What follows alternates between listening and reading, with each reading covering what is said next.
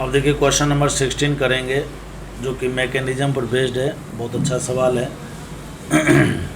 सबसे पहला number बैकमेन rearrangement में क्या होता है बच्चों। तो बैकमेन में जैसे मान लीजिए कि कोई एल्डिहाइड है, ठीक है ना, इसका रिएक्शन कराते हैं हम NH2OH के साथ, NH2OH के साथ, तो यहाँ से H2O का रिमूवल होगा, जिसके कारण बन जाता है ऑक्साइम। क्या बन जाता है? ऑक्साइम। और इस ऑक्साइम का जब हम H2SO4 कॉन्सनट्रेटेड H2SO4 के साथ रिएक्शन कराते हैं, है ना, कॉन्सनट्रेटेड H2SO4 के साथ जब हम रिएक्शन कराते हैं तो यहाँ से H2O का रिमूवल होता है और फिर यहाँ पर 1,2 शिफ्टिंग लगती है। 1,2 शिफ्टिंग लगती है। शिफ्टिंग में भी विशेष ध्यान रखते हैं कि एंटी ग्रुप माइग्रेट करते हैं, ठीक है ना। तो यहाँ पर दो तरह के प्रोडक्ट बनने की संभावना होती है।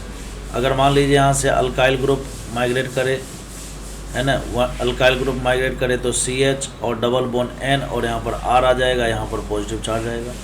अगर हाइड्रोजन ग्रुप माइग्रेट करे तो यहाँ पर आ जाएगा R, C पर पॉजिटिव चार्ज आ जाएगा, डबल बोन N और H जुड़ जाएगा यहाँ पर। कुल मिलाकर ये दो तरह के कैटायन बनने की संभावना होती है। फिर उसके बाद जब इसके ऊपर H2O का अटैक होगा तो H2O का अटैक होगा तो यहाँ पर C double bond O, H2O का अटैक होगा तो यहाँ पर OH ग्रुप आएगा, यहाँ भी OH ग्रुप आएगा।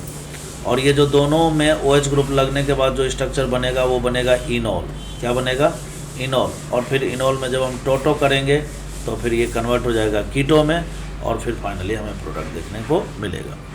ये एक ओवरऑल कहानी थी इसकी। अब मैं आपको इसमें समझाता हूँ। देखिए सबसे पहली बात यहाँ पर क्या होगा, NH2OH के साथ रिएक्शन कराएंगे तो यहाँ से ये हटेगा और NOH यहाँ पर लग जाएगा H2O के रिमूवल के बाद। क्लियर है? अब यहाँ पर क्या है ना कि कन्फिगरेशन फिक्स नहीं किया है, क्योंकि NOH लगा है ना। इसे कन्फिगरेशन फिक्स होने का क्या मतलब है कि कार्बन डबल बोन N, यहाँ पर मान लो स्ट्रक्चर ही कुछ ऐसा दिया होता, तब हमें पता होता कि ये OH, जैसे मान लो यहाँ कोई फिनाइल ग्रुप है, यहाँ पर CH3 ग्रुप है, तो ये OH और फिनाइल दोनों एक दूसरे के एंटी है। तो जब यहाँ पर इस तरह से फिक्स कर देता कि लोन पेयर इधर है, OH इधर है, तब कन्फिगरेशन फिक्स हो जाता है। और वैसी स्थिति में एंटी ग्रुप माइग्रेट करता है तो केवल फिनाइल ही माइग्रेट करता है। बट जब C डबल बोन NOH के रूप में ऐसा लिखा हुआ है तो यहाँ पर अभी कन्फिगरेशन फिक्स ही नहीं है, क्योंकि पता ही नहीं कि OH ग्रुप ऊपर है या नीचे है। तो वैसी स्थिति में फिर दो पॉसिबिलिटी आ जाती है। फिर वैसी स्थिति में दो पॉसिबिलिटी आ जाती है, क्योंकि पॉसिबिलिटी के बारे में फिर हमें सोचना पड़ेगा। तो यहाँ पर N ले लिया, यहाँ पर OH ले लिया इधर और लोन पेयर इधर ले लिया। अगर हमने OH इधर लिया तो देखिए यहाँ पर मिथाइल ग्रुप माइग्रेट करेगा। तो अगर यहाँ से 1,2 मिथाइल ने H2O का रिमूवल होगा, ठीक है ना, जैसे H2O का रिमूवल होगा, H2O को रिमूव करने के लिए PCl5 लिया हुआ है यहाँ पर।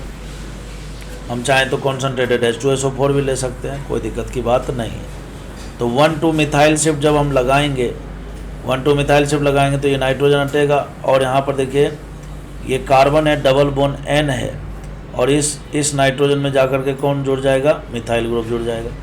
यहाँ पर आएगा कार्बोकेटाइन और यहाँ पर देखिए ये इधर वाला जो कार्बन चैन है ये एज इट इज बना हुआ रहेगा और ये इधर जो बेंजीन है, और यहीं पर H2O का अटैक होगा, जिसके कारण जो है पहले तो इनॉल बनेगा, ठीक है ना, और फिर ये टोटो करके ये C double bond O amide में कन्वर्ट हो जाएगा। समझ में आ रहा है क्या? तो जो पहला स्ट्रक्चर बनेगा उसमें नाइट्रोजन से जुड़ा हुआ होगा मिथाइल, और फिर दूसरी तरफ ये कार्बन चैन बेंजीन वाला जुड़ा होगा, जो कि B आंसर है इसका। एक तो ये पॉसिबिलिटी है, ठीक है ना। दूसरी पॉसिबिलिटी है कि मान लीजिए कि यहाँ पर N हो जाए और OH इधर हो जाए और फिर यहाँ पर लोन पेयर ऐसा हो, तो यहाँ पर OH और ये ग्रुप देखिए दोनों एक दूसरे के अपोजिट हैं। तो अगर ये दोनों ग्रुप एक दूसरे के अपोजिट हैं तो यहाँ पर इसको 1 और इसको मैं 2 मानूँ तो 1,2 शिफ्ट अगर लगाऊँ यहाँ पर तो ये वाला टूट करके यहाँ पर जाएगा। जैसे यहाँ पर जाएगा तो नाइट्रोजन से बताइए क्या जुड़ेगा? ये बेंजीन वाला रिंग, नाइट्रोजन से ये जुड़ेगा और फिर इस कार्बन पर आएगा पॉजिटिव चार्ज, और इसी कार्बन पर जब पॉजिटिव चार्ज आएगा तो यहीं पर H2O का अटैक होगा और यहीं पर OH बनेगा और फिर वो OH बाद में टोटो करके एमाइड बना लेगा। तो दूसरा जो स्ट्रक्चर होगा वो ये वाला होगा, इसमें कोई दिक्कत नहीं है, इसमें कोई दिक्कत नहीं है, ठीक है ना। अब देखिए यहाँ पर एक स्ट्रक्चर और बनने की पूरी पूरी संभावना है, और वो क्या संभावना है, जैसे मान लीजिए कि यहाँ पर ये N है, ठीक है ना, ये N है और यहाँ पर ये OH है और इधर ये है। अगर मैं यहाँ से ये OH को हटाऊँ और 1,2 शिफ्ट में इसको लगाऊँ तो यहाँ पर देखिए N में मिथाइल तो जुड़ गया, यहाँ पर डबल बॉन्ड कार्बन भी बन गया, कार्बन पर पॉजिटिव चार्ज भी आ गया। और इससे क्या जुड़ा हुआ है बताइए, इस कार्बन से क्या जुड़ा हुआ है, एक बेंजीन रिंग है। तो यहाँ पर देखिए ये 1, 2 और ये 3 ये रहा। तो ये कार्बन पर जो पॉजिटिव चार्ज है ये अपने आप में क्या है, एक इलेक्ट्रोफाइल है। एक कार्बन पर जो पॉजिटिव चार्ज है वो अपने आप में क्या है, एक इलेक्ट्रोफाइल है।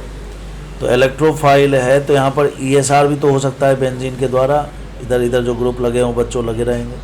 तो यहाँ पर 1, 2, 3, 4 और 5 करूँ तो 5वें कार्बन पर इस तरह से एक साइक्लिक रिंग का फॉर्मेशन हो सकता है।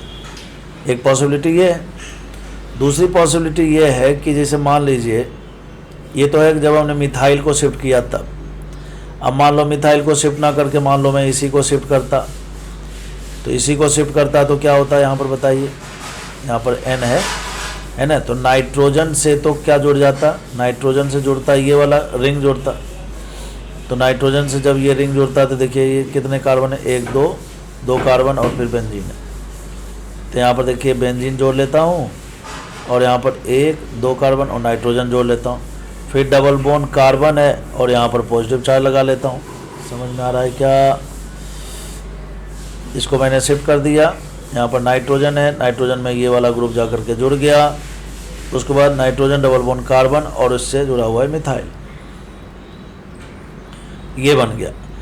अब चूंकि ये जो कार्बोकेटाइन है इसमें भी तो ESR हो सकता है, तो अगर मैं इसको 1 ये उसको मैं 2, 3, 4 और 5 और 6 मानूँ तो यहाँ देखिए ऑर्थो पोजिशन से साइक्लाइजेशन हो सकता है, और साइक्लाइजेशन हो तो यहाँ पर 6 मेंबर का रिंग बन सकता है, जो कि यहाँ पर बनता हुआ दिख रहा है, ठीक है ना। तो ये तीनों के तीनों प्रोडक्ट बनेंगे। मैं उम्मीद करता हूँ कि आपको अच्छे से समझ में आ गया होगा, ठीक है ना। आपको अच्छे से समझ में आया कि नहीं आया, इस क्वेश्चन के बारे में कमेंट करके ज़रूर बताइएगा।